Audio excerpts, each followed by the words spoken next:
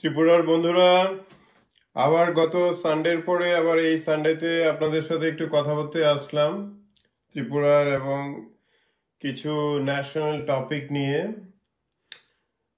যারা আমার লাইভ প্রথম দেখছেন খুব সম্ভবত আমার নাম জানেন, এবং প্রত্যেক সপ্তাহে আমি লাইভটা করি যাতে ত্রিপুরার মানুষের বিভিন্ন রকম টপিক বা সমস্যাগুলো নিয়ে আমরা কথা বলতে পারি। আর যারা হয়তো আশ্চর্য হচ্ছেন এত দূর থেকে কেন আমি লাইভ করছি, কারণটা হচ্ছে ত্রিপুরাতে এখন নিজের বাক স্বাধীনতা নেই। আপনারা হয়তো দেখেছেন সাংবাদিকরাই প্রোটেস্ট করছেন সারা আগরতলাতে, আর সারা ত্রিপুরাতে এখন কেউ কোনো প্রোটেস্ট করলেই অ্যাটাক চলে আসছে, এটা মিডিয়া হোক কমন পাবলিক হোক। তো যেহেতু ত্রিপুরাতে বাক স্বাধীনতা নেই, স্তব্ধ হয়ে গেছে গত 2-2.5 বছর ধরে, তো এই জন্য ত্রিপুরার বিভিন্ন ইস্যু নিয়ে মানুষ আমাকে রিকোয়েস্ট করেন ওনাদের হয়ে যাতে আমি কথা বলি। তো ওই জন্য আমি সানডে লাইভে আসি। যারা প্রথম দেখছেন বা যারা কনফিউজ আছেন ওদের জন্য আমার কথাবার্তাগুলো সম্পূর্ণ ইন্ডিপেন্ডেন্ট, আমি কোনো পার্টি বা কোনো আইডিওলজি রিপ্রেজেন্ট করি না। এবং যারা এই লাইভে আছেন আমার কথা ভালো না লাগলে চলে যেতে পারেন, কিন্তু কোনো উল্টোপাল্টা কমেন্ট এখানে করবেন না। দ্যাট টু কিছু একদম ফিল্দি কমেন্ট যেগুলো নাকি 5-6 জন প্রত্যেকটা লাইভে এসেই করে। তো যাই হোক বন্ধুরা, একটা সপ্তাহ বেশ কিছু ইভেন্ট হয়ে গেল, আপনারা সবাই জানেন, পত্রপত্রিকায় দেখেছেন। তো আমি এই ইভেন্টগুলোর কয়েকটা জিনিস নিয়ে আমি আলোচনা করব।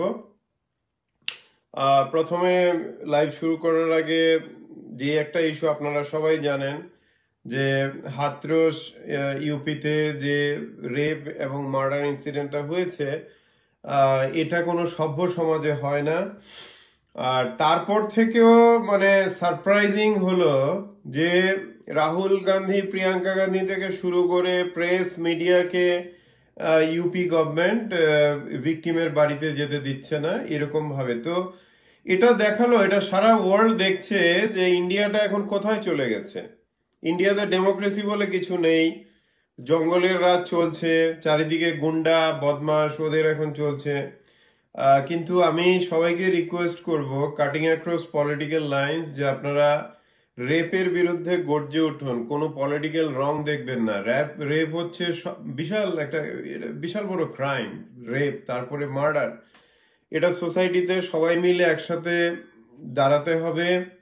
আর যেহেতু কান্ট্রির কি বলবো, শাসন ব্যবস্থা থেকে শুরু করে সমস্ত ব্যবস্থাগুলি এত স্লো যে ক্রিমিনালরা পার পেয়ে যাচ্ছে।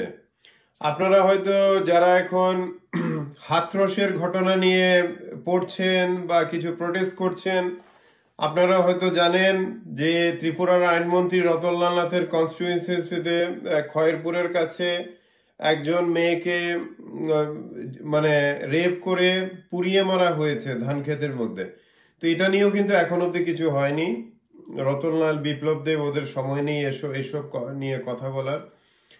তো এই যে বিভিন্নভাবে ক্রাইমগুলো সোসাইটিতে ঘটছে, কারণ হচ্ছে ক্রিমিনালরা এখন পাওয়ারে আছে। যেহেতু ক্রিমিনালরা পাওয়ারে আছে, এই জন্য ক্রাইমগুলো দিনকে দিন বেড়ে বেড়ে বেড়ে চলেছে। এবার আমি কয়েকটা টপিকে আসছি একটার পর একটা, যেটা আপনারা রিকোয়েস্ট করেছেন। প্রথম টপিকটা হচ্ছে 10,300 দেশ নিয়ে।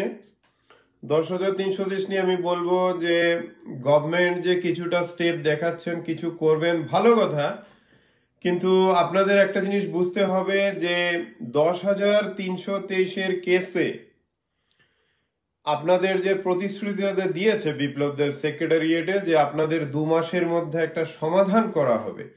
তো এখানে আমি কতগুলো গুরুত্বপূর্ণ কথা আমি বলতে চাই, যেগুলো আপনারা মনোযোগ দিয়ে শুনুন, এবং আপনারা যখন আবার দেখা করবেন ওদের সাথে এই পয়েন্টগুলো যাতে তুলতে পারেন। প্রথম পয়েন্ট হলো যে 2020-21 এর ত্রিপুরা বিধানসভায় যে বাজেট যে পাশ হয়েছে, যে এই অর্থ বৎসরে কত টাকা খরচ করা হবে, সেটার উপরে কিন্তু আর কোনো ফান্ড নেই ত্রিপুরা গভর্নমেন্টের কাছে, এবং এর বেশি খরচ করতে পারবে না। এ হচ্ছে পয়েন্ট নাম্বার 1।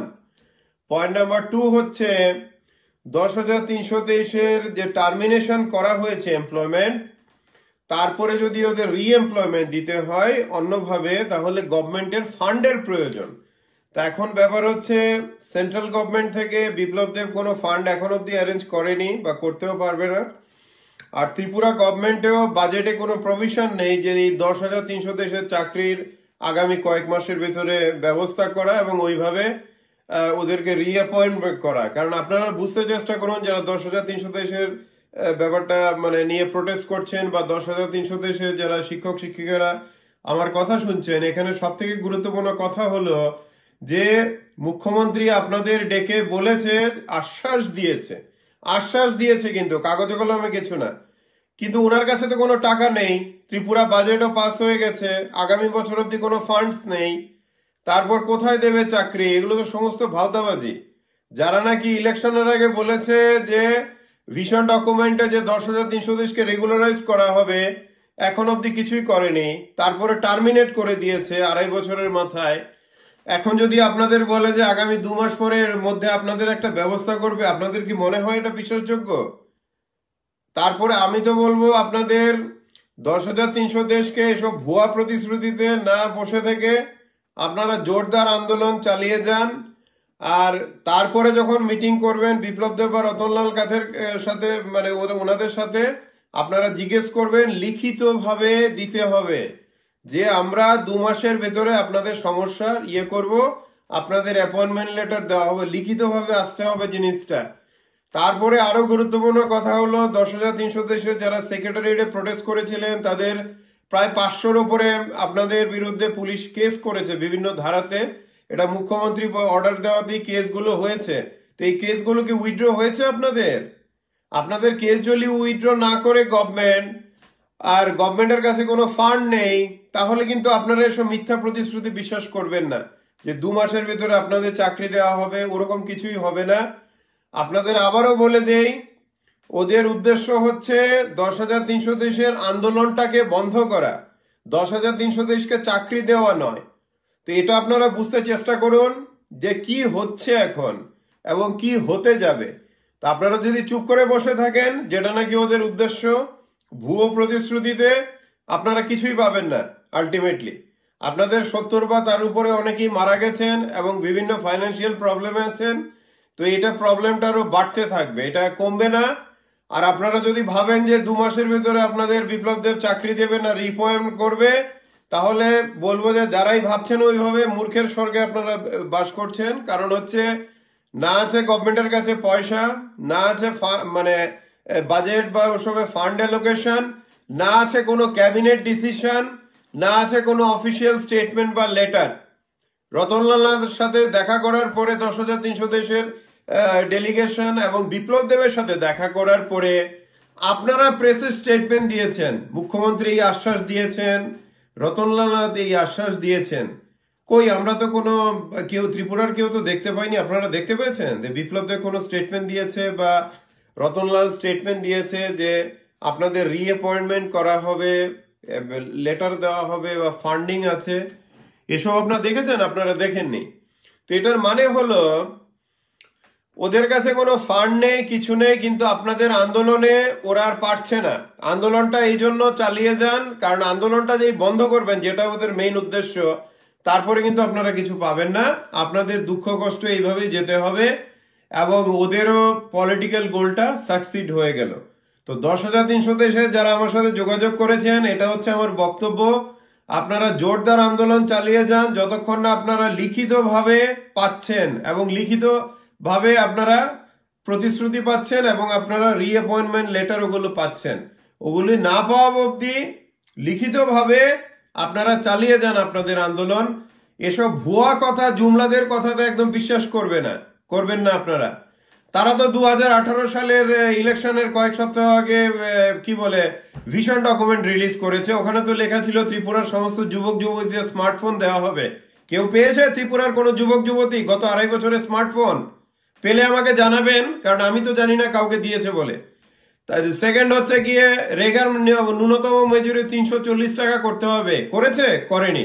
বৃদ্ধ ভাতা 2,000 দিতে হবে, দিয়েছে? দেয়নি। তো এই যে একটার পরে একটা জুমলা, তারপর ভিশন ডকুমেন্টে পরিষ্কারভাবে লেখা আছে যে প্রথম বছর বিজেপি সরকার আসার পরে 50,000 গভর্নমেন্ট চাকরি দেবে, পরিষ্কার করে লেখা আছে ব্ল্যাক এন্ড